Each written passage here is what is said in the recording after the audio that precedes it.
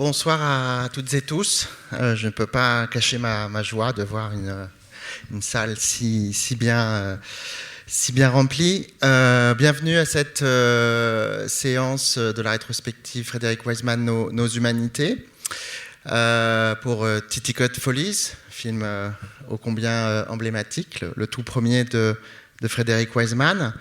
Et pour en parler, plutôt après, mais Linda de Zitter, que je vous demande d'accueillir.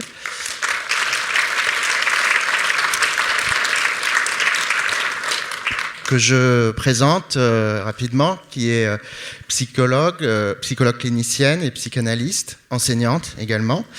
Elle a travaillé pendant plusieurs années à la clinique de Laborde, en ayant rencontré Jean Houry, ce qui n'est pas la moindre des choses dans votre vie, Linda,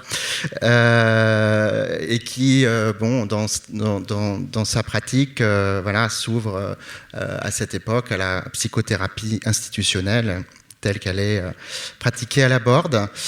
Elle a aussi participé à la création d'un lieu de cinéma, mais à la base, ce n'est pas un lieu de cinéma, mais le centre de jour flottant L'Adamant, qui flotte sur la Seine, et qui est devenu un lieu de cinéma par le biais du film de Nicolas Philibert, que vous avez sûrement vu, votre complice en cinéma et inversement, puisque vous êtes mentionnée, Linda, tu es mentionnée, pour L'Adamant, pour Averroès et Rosa Parks, et pour La machine à écrire et autres sources de tracas, comme La complice de Nicolas Philibert.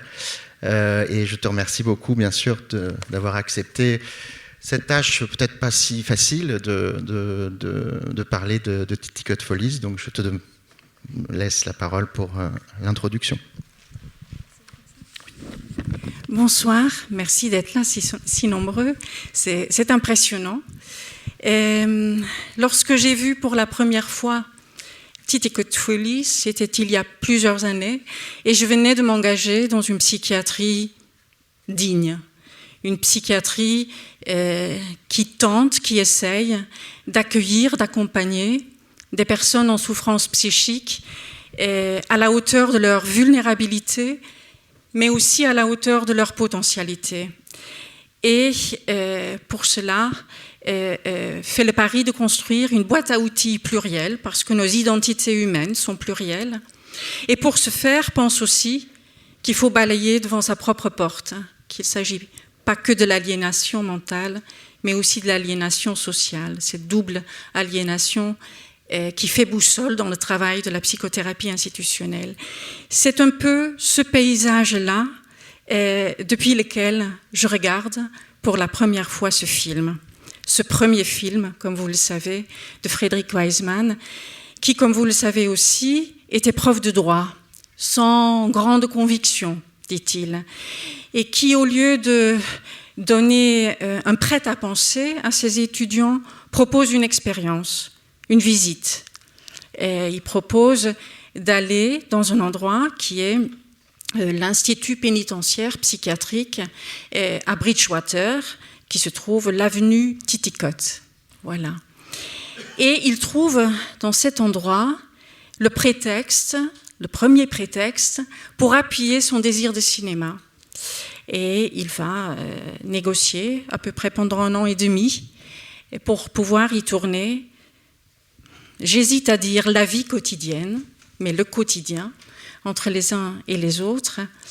Il va accumuler 90 heures de rush et être à peu près 1 an au montage, et nous inviter, par le truchement de sa caméra, aussi à visiter cet endroit. Voilà. Je ne vais pas en dire beaucoup plus en amont, si ce n'est que éteignez bien vos portables et faites attention aux cendres de vos cigarettes. Bonne projection. Merci.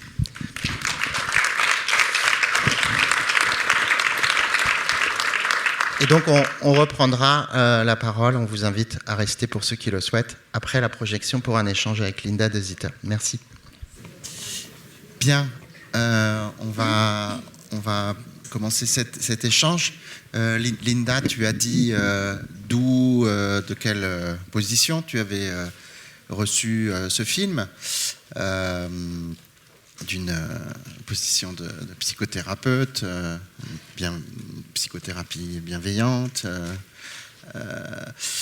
Alors, peux-tu nous dire maintenant peut-être comment tu l'as reçu, voilà. C'est toujours une épreuve. C'est toujours une épreuve.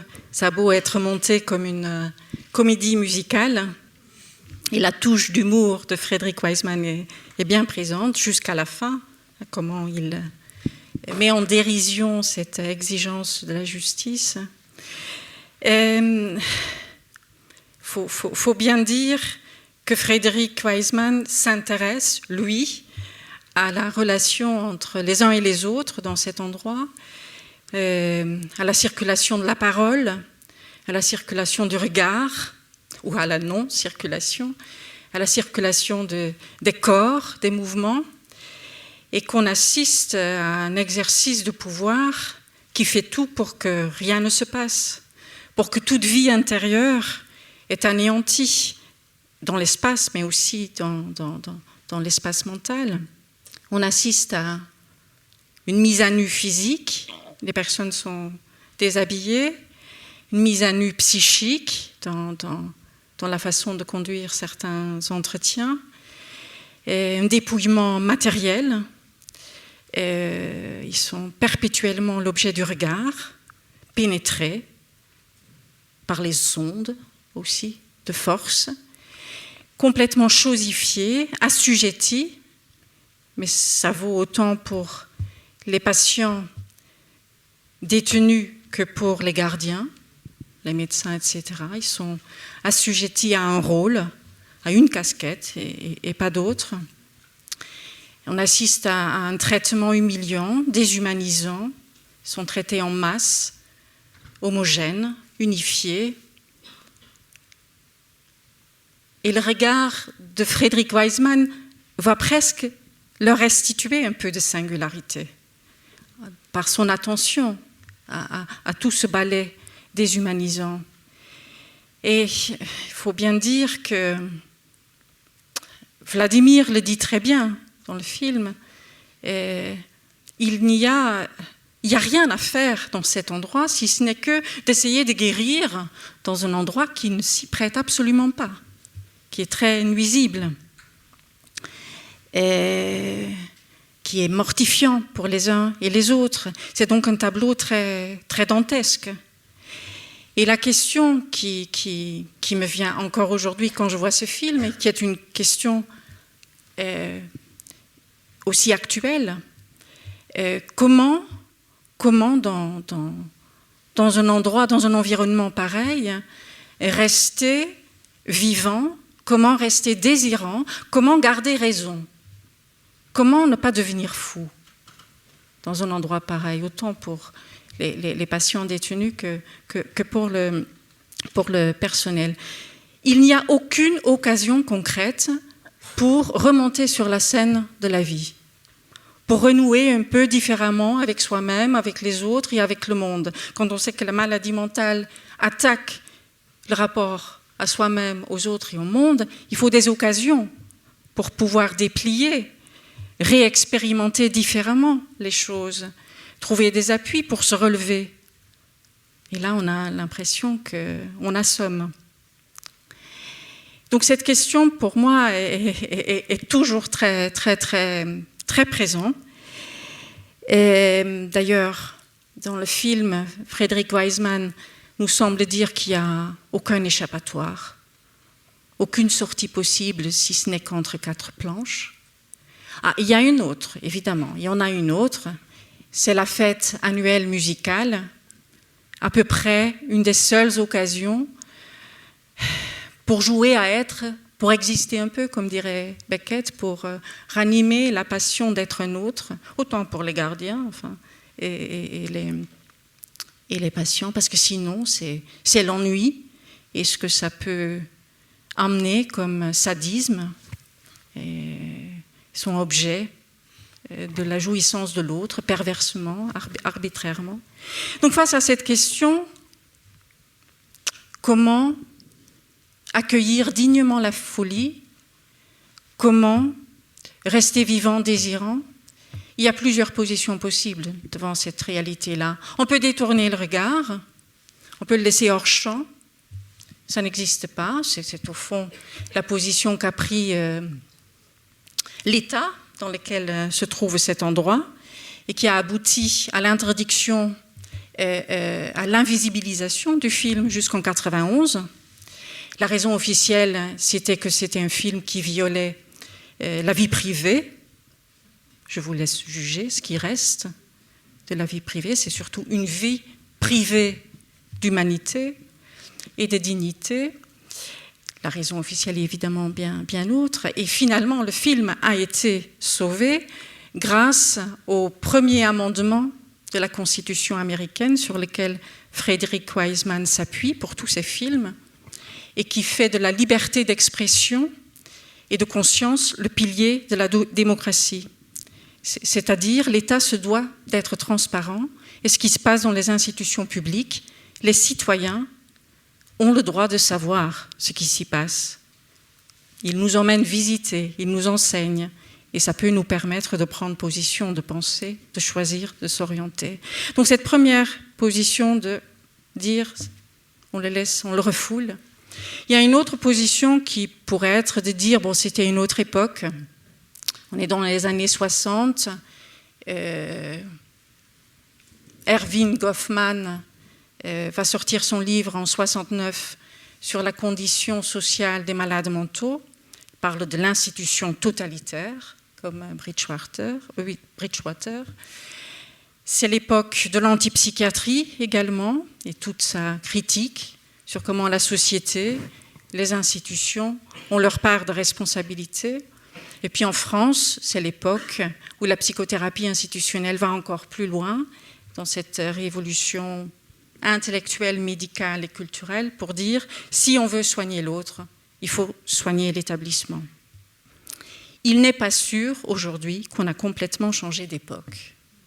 Je pense qu'on a des résonances dans nos politiques sécuritaires, gestionnaires, concentrationnaires, pour qui le relationnel, ce n'est pas quantifiable, mais ce qui gouverne, c'est les chiffres et la performance, aucune marge de manœuvre, hein, comme dans le film d'ailleurs. Donc ça, c'est la deuxième position possible, enfin, il y en a sans doute plusieurs, mais pour moi, c'est vrai que ce paysage, d'où je viens et dans lequel je continue à essayer de me mouvoir, me donne cette boussole de la double aliénation. Et ce n'est évidemment pas mon propos d'attribuer l'intention, cette intentionnalité-là à Frederick Wiseman, mais cette boussole, je la retrouve dans le film. La folie fait partie intégrante de notre humanité. Elle est incluse. Et la question, c'est donc, quel rapport on décide, quel rapport on choisit de nouer avec elle, en tant que citoyen, en tant que société, en tant que politique. Et dans le film, vous avez entendu, vous avez vu, vous avez sans doute aussi suffoqué à certains moments. Il fait résonner, pas simplement les remous de l'institution, mais il les fait résonner avec la folie du monde. On entend parler de la guerre de Vietnam, l'assassinat de Kennedy, la religion, enfin, toutes ces choses-là. On est déjà là, dans l'écoute, dans l'extension de ces choses-là. Il a monté le film ce midi, il me le rappelait, il a monté le film comme une comédie musicale, sa reality fiction, comme il dit. Et évidemment, ces scènes qui ouvrent, qui scandent et qui ferment résonnent métaphoriquement, allégoriquement, le théâtre dramatique de Bridgewater avec le théâtre de notre folie humaine. Bref, j'ai l'impression que c'est un film qui vient nous interroger sur, certes, notre aliénation, mais aussi sur notre responsabilité et l'aliénation sociétale. je pense aussi, la psychiatrie, c'est une loupe. En tout cas, une certaine psychiatrie peut être une loupe sur ce qui se passe dans notre monde. Ça a un effet grossissant. Ça fait ressortir ce qui se passe dans d'autres institutions. Ça éclaire nos aliénations sociales, mais ça peut aussi nous indiquer ce qui parfois peut y remédier un peu. Et c'est ça aussi en creux, ce que je lis dans ce film. Et d'ailleurs, pour Frederick Wiseman, il dit toute ma méthode est née avec Titicoat Follies, dit-il, c'est le modèle pour tous mes autres films. Alors, si je devrais le formuler, je dirais pour qu'un établissement, quel qu'il soit, éducatif, de soins, culturels, sanitaires, pénitentiaires, pour qu'un établissement puisse honorer dignement sa mission, il faut qu'elle puisse s'occuper, prendre soin de ses habitants, de celles et ceux qu'elle est censée accueillir, accompagner, et celles et ceux qui sont censés incarner cette mission-là. Comment? En traitant l'ambiance, en créant des occasions concrètes pour que les uns et les autres puissent être actifs, puissent être un peu sujets de la chose, puissent être co-auteurs, pour qu'il y ait à nouveau de la marge de manœuvre, un écart entre le texte et la réalité. Là, Titicoat Follies, c'est une façon de mettre en exergue cet écart pour le pire.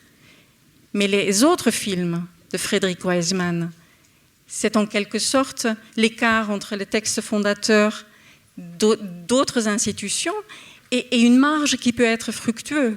Et je pense à Ex Libris, ce film qui se passe dans la bibliothèque publique de New York, qui est dans ce texte évidemment pas pensé comme un hôpital de jour pour personnes psychiatriques, mais qui est véritablement un lieu dans lequel la fonction d'accueil est très noble et que tous les blessés dans les corps et dans les âmes peuvent y trouver refuge et appui pour se relever. Donc, en creux, ce film permet aussi aujourd'hui de continuer à penser le soin et le vivre ensemble. Et quand je pense à ce qu'on entend actuellement au niveau des EHPAD, au niveau des crèches, ce qu'on a entendu aussi dans des services de psychiatrie, dans le service public, quand il n'y a pas d'engagement relationnel, mais c'est la violence, c'est la déshumanisation qui pointe leur nez. Il y a quelque chose comme ça que je lis entre les lignes. On va dire. J'ai un peu perdu mon fil, évidemment. Je pense à Vladimir. Vladimir est sorti de Titicoat Follies. Il est sorti et c'est le seul qui a vu le film. Il a montré le film à Vladimir et il l'a beaucoup aimé. Quand on entend la lucidité de ses paroles, ça pourrait être l'adage minimal, parce qu'il y a une vraie résonance entre le cinéma de Frederick Wiseman et une certaine éthique de soin. On pourrait les déplier, mais on n'a pas le temps ici. Mais l'adage minimal pourrait être ne pas nuire. Au moins, comme dirait l'autre, Jean Horry ou Nicolas Philibert, la moindre des choses, c'est de ne pas nuire. Et puis il y a autre chose qui résonne avec une éthique de soins. Ça me fait penser, j'ai eu la chance de travailler encore un peu avec Félix Guattari, qui disait le cinéma, c'est le divan du pauvre. Et il nous enseignait que la qualité de la relation entre le médecin et l'infirmier venait toujours nous dire quelque chose du rapport qui allait s'instaurer entre l'infirmier et le malade. Et je pense que c'est un peu la même chose dans la position entre filmeur, filmé et spectateur. C'est une position dans laquelle les uns et les autres, on est appelés à être sujets. Bon, Frédéric Wiseman dit, quand il filme, que ça ne perturbe en rien ce qui se passe. Bon, c'est sa position.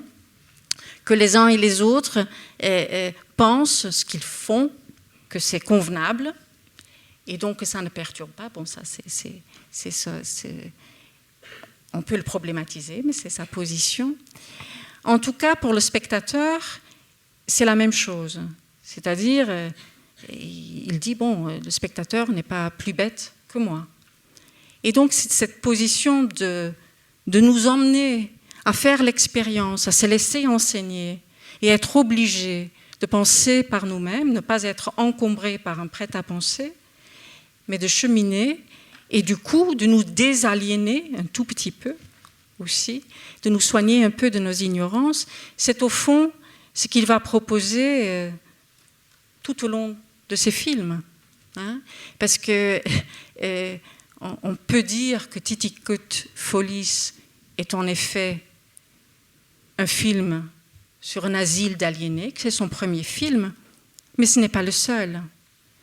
Au fond, il va nous emmener visiter nos humanités, c'est ce beau titre que vous avez trouvé, nos humanités comme des scènes dans lesquelles la folie est incluse et où on va peut-être pouvoir faire des découvertes surprenantes qui vont, à contrario de Titicut Folis, nous donner un peu d'espoir. Le médecin de Titicut Folis, il m'inquiète. Je n'aimerais pas être soignée et accompagnée par lui.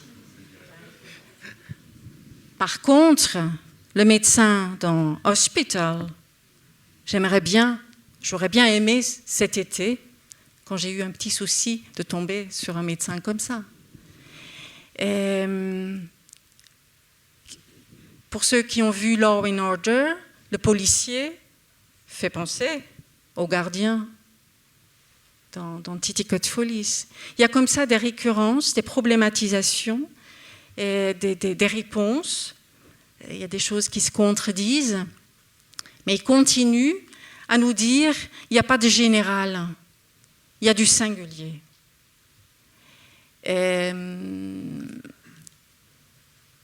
Et au fond, quand même, ce film, quand il dit c'est le modèle de tous les autres films, la touche de dénonciation est quand même un peu plus appuyée dans ce film-là.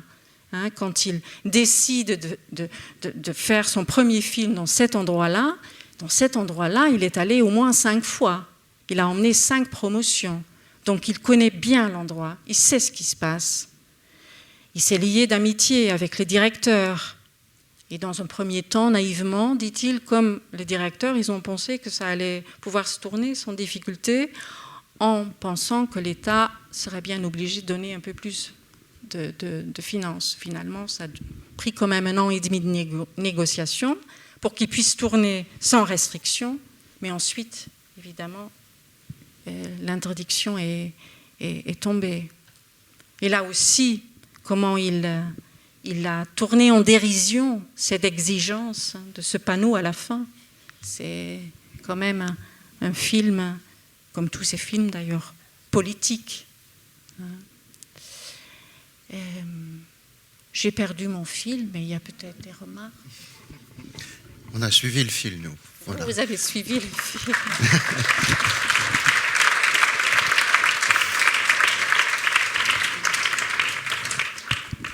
On en reste là. On a. Comme vous voulez. Merci. Sinon, Linda, c'était très, très important, je pense, d'avoir un petit sas avec ton regard et ta parole après ce film. Merci encore, Linda De Zitter. Avec plaisir.